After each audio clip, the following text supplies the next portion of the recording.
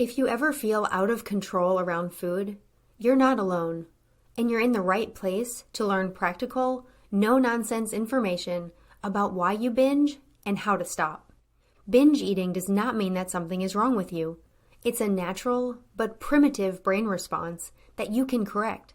If you're ready for change, sign up for the Brain Over Binge self-paced online course for less than $20 per month. And if you feel you need personalized support, we also offer one-on-one coaching and group coaching. To learn more, go to brainoverbinge.com/subscribe. And I hope you enjoy the show.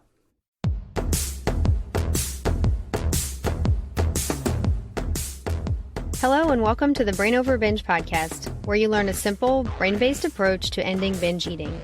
I'm Kathryn Hansen, your host, and it's my mission in my books and in this podcast to share an alternative perspective on binge eating and give you a practical way to recover. Whether you're a regular listener or you're here for the first time today, I know you'll find this episode very valuable. I'm doing something a little different today, and something I hope to do more of in the future, and that's to interview a guest on the show. Today's guest is near and dear to me, and if you're a regular listener, you'll know her very well too, because she was my co-host for the first 11 episodes, and she's come back on the show as a co-host from time to time. So I thought, who better to be the first guest on the podcast than Cookie Rosenblum. Hi, Cookie. Hi, Kathryn. I do feel like somewhat of a regular here, but I wanted to say thank you for the opportunity, of course, to talk with you again, and also to talk with your audience and to share a little bit about what my work is all about.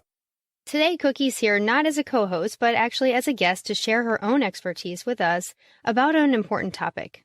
She's going to help you understand the difference between binge eating and other problematic eating habits like emotional eating or overeating. This podcast is about ending binge eating, but you may sometimes have a bit of a lack of clarity about what a binge is and what a binge is not for you. You may have an extra dessert after dinner, and then you start feeling guilty and wonder if that's a binge.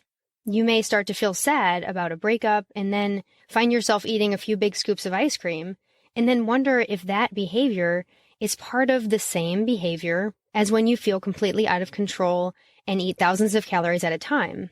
You may be putting all of these problematic eating behaviors into the category of binge eating, when in fact they're actually different behaviors that may require different solutions, or at least slightly different solutions. Cookie, can you explain why it's important to talk about the differences in these type of problematic eating behaviors? Yes, let me talk a little bit about that, Kathryn. It's important to understand the difference because we all have this tendency to think in black and white, right? Either we're all good and our eating is all good or our eating is all bad. So when we eat outside of the box from how we want to eat, we tend to generalize about ourselves and our eating, and we just put it all in the bad bucket. And we're also trained, I think, from survival, from going back millions of years, the way our brains have developed is we're trained to focus on the negative, and that's to protect us from threats. But now that we no longer have so many immediate threats, we're still tempted to focus on what's wrong. So if we know exactly what we're doing and we could define our problem and be very specific instead of generally thinking that everything's wrong with our eating, then we can get the right solution for the problem. It's really hard to get a clear solution when we don't have clarity about what our problem actually is. Yes, that makes so much sense. And in this podcast and in my books and also in the Brain Over Binge group course that we do together, we really focus on ending binge eating.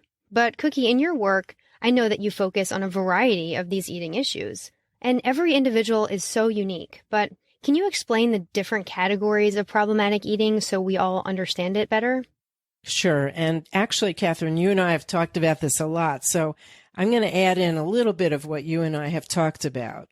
But to start with, let's look at emotional eating first. This is probably the top issue that I deal with my work. So what is an emotion? An emotion is caused by a thought that goes through your mind. So something happens in the world for you, whatever it may be, and then you have a thought about whatever it is that happened. And a thought is just like a sentence in your mind, something that goes through your mind. Now, when this thought goes through your mind, it creates a feeling. A feeling I use interchangeably with the word emotion. So I'm not talking about a physical feeling like tired or hungry. I'm talking about an emotional feeling. So it's a vibration in your body that you feel as happy or sad or angry, whatever it may be. There's so many different feelings. Now, when these feelings go through your body, if they're negative, a lot of us have trained ourselves to run away from the feelings. And we do that because they just feel uncomfortable. And we have the belief that we should be happy all the time and we should avoid discomfort whenever possible. So you may have linked eating when you're not hungry to having an uncomfortable feeling and trying to escape that feeling. And that's what emotional eating is. Feeling uncomfortable as a result of what you're thinking and then grabbing something to eat to feel better. Now, that will make you temporarily feel better, but it's also going to leave you with that unwanted result of extra weight on your body. And most people, of course, don't want the extra weight, but we all think in that moment, I'm so uncomfortable, I have no choice, I need to eat something. So I work on emotional eating a lot. And one of the most important things to know when you think about emotions and food is that there is no emotion in the world that you really can't handle. It's more just that you've trained yourself that some of them, because they don't feel great, that you tend to run away from them. And usually this comes from childhood. Now, the second category is, for me, binge eating. And this is what you work on primarily, Kathryn, and this is what we work on together in our Brain Over Binge group courses. So many people I work with start off by telling me that they're binge eaters because they think if they overeat any food that they consider it a binge. And actually, a binge is very different from what a lot of them are doing. Here's what I mean. Now, binge eating is more extreme than emotional eating, but for these listeners today, please do not latch onto the word extreme, because that doesn't mean there's not a solution. Of course there is. I just want to help you identify it and distinguish it from emotional eating. And as you know from listening to Kathryn many times, that binge eating is that habit of having strong urges to eat large quantities of food in relatively short periods of time, mostly. Some people stretch it through a whole day and then being very uncomfortable physically and emotionally. So you might also be uncomfortable after general emotional eating too, but this usually comes from eating, stretching your stomach, but also from beating yourself up from what you just did. But binge eating is not necessarily caused by a negative emotion like emotional eating. And let me back up for a minute. Emotional eating is connected to or associated with a negative emotion. It's caused by a habit in your brain, a pathway that when you feel this, you do that. Obviously, negative emotions don't cause emotional eating because if they did, then everyone in the world who was going through anything challenging would always emotionally eat. And we know that's not true. So with binge eating, your brain develops this pattern of responding to lots of different situations in life by eating as much as your body will hold. And it may have nothing to do with a particular emotion or one particular trigger.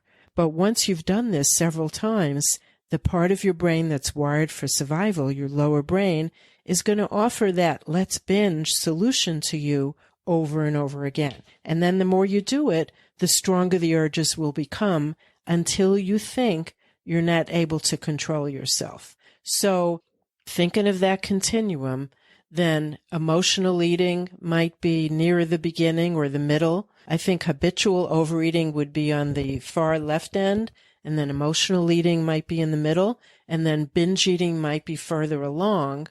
And we'll talk about that more, I think, in a few minutes, because it doesn't mean it's worse. It just means it's a stronger pathway in your brain.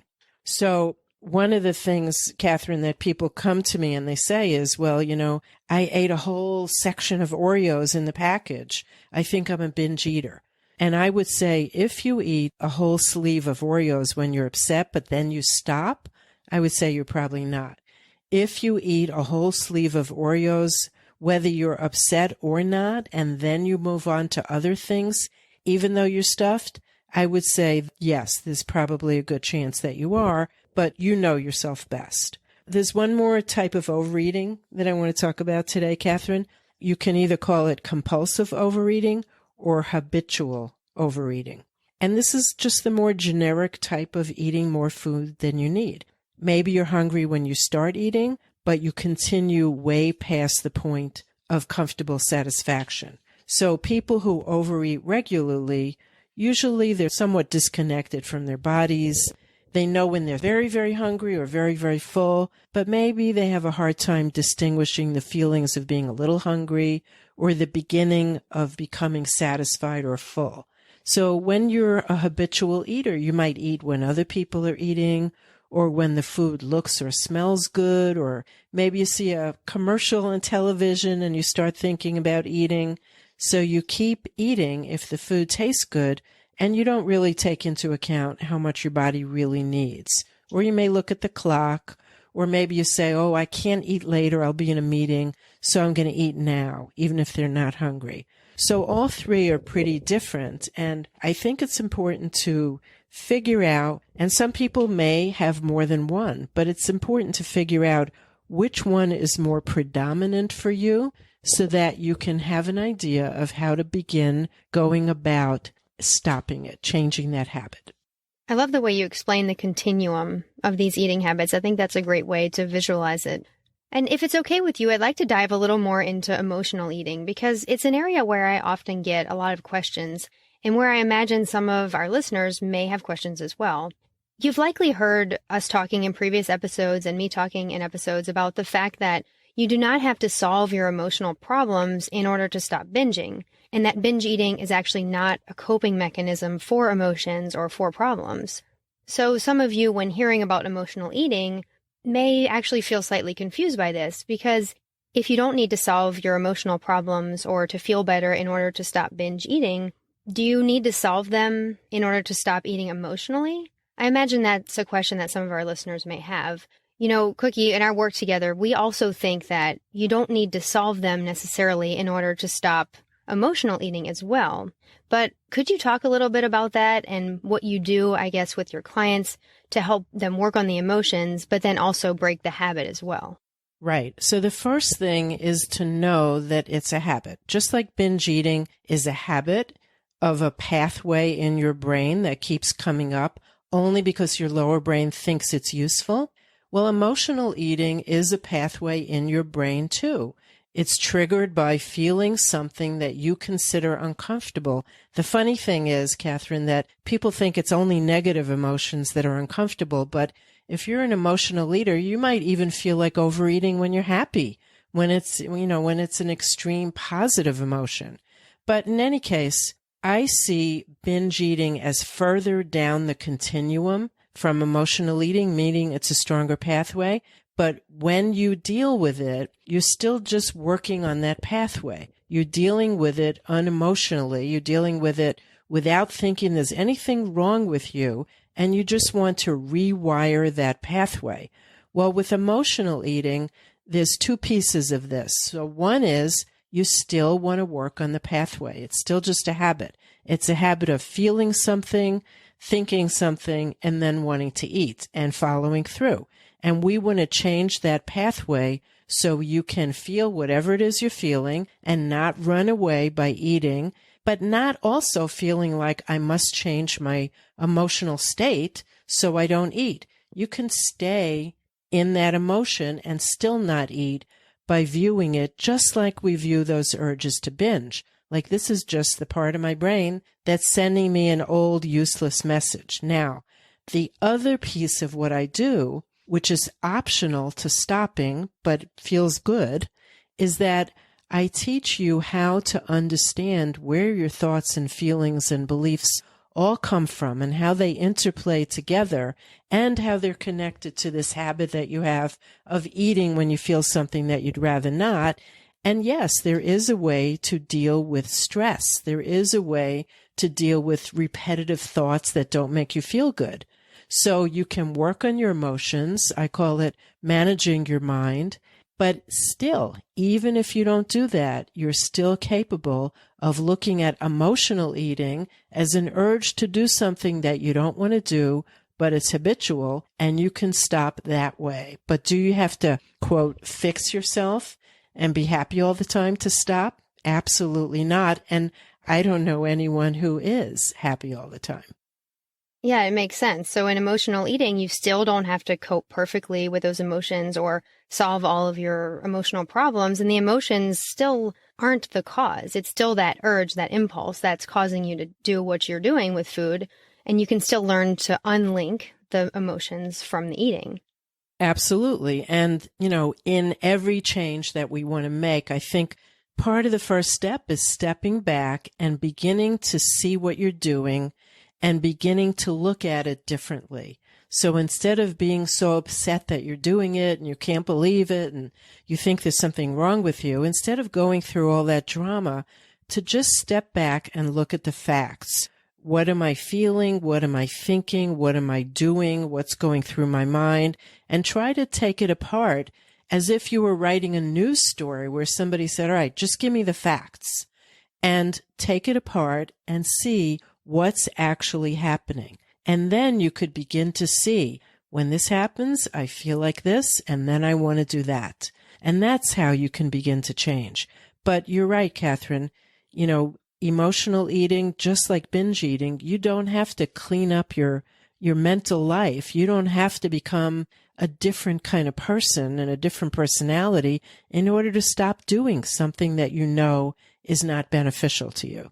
Yeah, and my thoughts are that nothing's wrong with you, too, if you find yourself eating when you're sad or when you're lonely. It's just a habit you've created. And people do many things emotionally. Like some people will zone out and watch TV when they get sad. Some people will have a glass of wine if they feel stressed. And really the list goes on. And because you may have developed the habit of eating when you're feeling a certain emotion, I think there's a popular idea that binge eating is actually just an extreme form of emotional eating. It seems like it's automatically assumed that because some people who are stressed or sad or lonely may eat, this must mean that binge eaters actually are really sad or really stressed, or they must be very broken emotionally or completely unable to cope. And I actually think this is a mistaken way of thinking. I don't think it's helpful because it's not empowering. And it can make you as a binge eater feel like recovery is very elusive because you have so many emotional issues to solve. And in most cases, actually the binge eating just develops in response to restriction, in response to the body and brain being starved and then trying to protect you. So if you start binging in response to a diet and then you learn this popular idea that you're emotionally broken, I think that it does hinder recovery. What are your thoughts on that, Cookie? I agree. And it becomes frustrating and very confusing because then you're on this new path of examining yourself and looking for what's wrong with you and looking for problems that you didn't even know you had. And the truth is, everybody has issues that they'd like to work on. Nobody's happy all the time. Everybody has ups and downs. And as you said, sometimes we deal with sadness or loneliness by having a cup of ice cream or an extra cookie. There's nothing so terrible about that. It's only when it becomes a big habit and either it takes up a lot of space in your mind and your life or changes your body in a way that doesn't feel good to you, that's when you need to pay attention to it. But in no way does it mean that there's something wrong with any of you that do it. It's more just that inadvertently you formed a pathway that in that moment temporarily made you feel better, but then through repetition and doing it over and over and over, it became a habit. But the good news is that any habit that you developed can also be undeveloped, can also be unlearned. But I agree. And what's funny now also, Kathryn, is that, our society uses the word binge for so many things. As you said, we binge watch Netflix, we binge watch TV, we binge on our favorite things, not necessarily things to eat. So binging to everybody simply means like treating yourself or making yourself feel better by giving yourself a lot of something. You know, the way that we mean it all is when you're doing something to the detriment of your own happiness. Yeah, exactly. I think it's come to mean in popular society, you just do a lot of something for fun. And, binging as we work with our clients really has a clinical definition to it. And there's that fundamental feeling of being out of control. It's not just choosing to do something for fun. It's very different. So I think this use of the word in society actually can serve to minimize the problems that binge eaters face. That's right. And I think one of the telling signs of is it a problem for you or not, whether it's binging or emotional eating, is in the moment, it may feel temporarily, briefly okay or good, but how do you feel after? And if you don't feel good afterwards, whether it's physical or emotional, then you know that maybe this is an issue for you. Because when we talk about all the things that people do in the world now that are in that binging category, like watching shows, if they have neglected something that's important to them, afterwards they will feel guilty or regretful or worried about what they neglected. If you have overindulged to the point where you're very uncomfortable, or you know that you're not helping your body, you're not helping yourself, and you're regretful afterwards, then you know it's something that you want to work on. But if you're doing something for fun and you watch one extra show and stay up one extra hour later, or you're eating a delicious dessert and you indulge in a few more extra bites than your body technically needs, but you feel fine afterwards, then it's not a big deal. It's not a big problem. So I think it's important to really distinguish what is a real binge, what is something that I would consider emotional eating, what's just habitual overeating. How would you define what you're doing so you can know what kind of help to look for? Talking about these different eating habits is a multifaceted topic. And Cookie, you do a great job of addressing these issues and the topics of compulsive overeating and emotional eating, as well as binge eating, in your own podcast, which for the listeners is called Weight Loss Made Real. And if you're a binge eater or a former binge eater and you feel like you're ready to move on to address these other eating issues, you should definitely check out that podcast. And maybe listening to this show, you're someone who thought you were binging, but by listening today, you now think that maybe your behaviors are more in line with compulsive overeating or emotional eating. And if that's the case for you, I know that Cookie's work can help you. Cookie, can you tell the listeners where they can learn more? And also, I know you have a program coming up to give people even more support in overcoming these issues. And I'd love you to tell us more about that. Thank you for letting me share that, Kathryn. I do have a group for overeaters of all varieties, but not binge eating. This is separate. Overeating and emotional eating. It's a coaching group, and it's called the Freedom Group, and it opens up 3 times a year. It happens to be open right now. It's a coaching group where you can pursue your goals of ending emotional eating and losing any extra weight you might have, and just generally learning all about your emotions to bring more happiness into your life. And I'm the coach, and there's a beautiful group of women, just like some of you listeners. So Kathryn is going to have a little link in the show notes if you're interested. But here are some of the things that we do. I take my group through the same program that I use with my private clients. And I teach you why you failed in the past, so you can stop repeating the same errors over and over again. I also teach you how to become a natural eater, or I should say how to go back to being the natural eater that you were probably when you were born, and also help you figure out how do you want to eat, meaning what foods feel right in your body, how to develop your personal eating plan.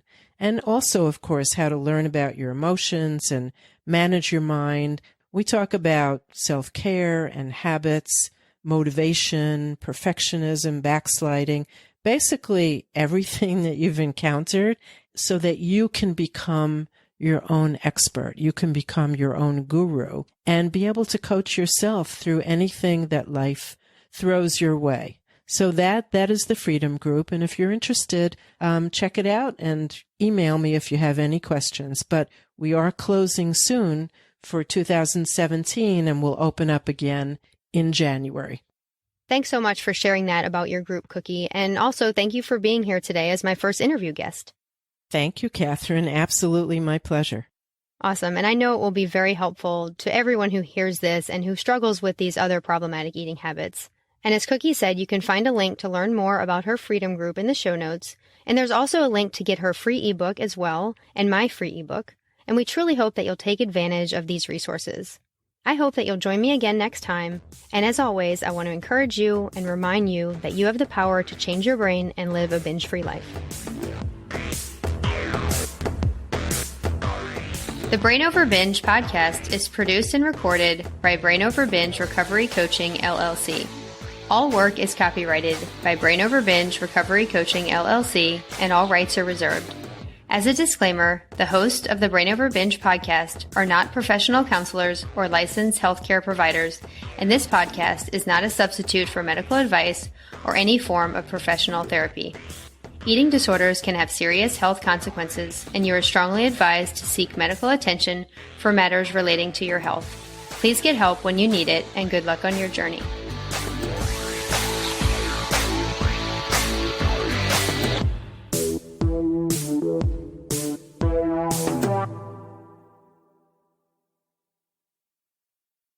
Need more help? You can find all of our current and upcoming options for support at brainoverbinge.com.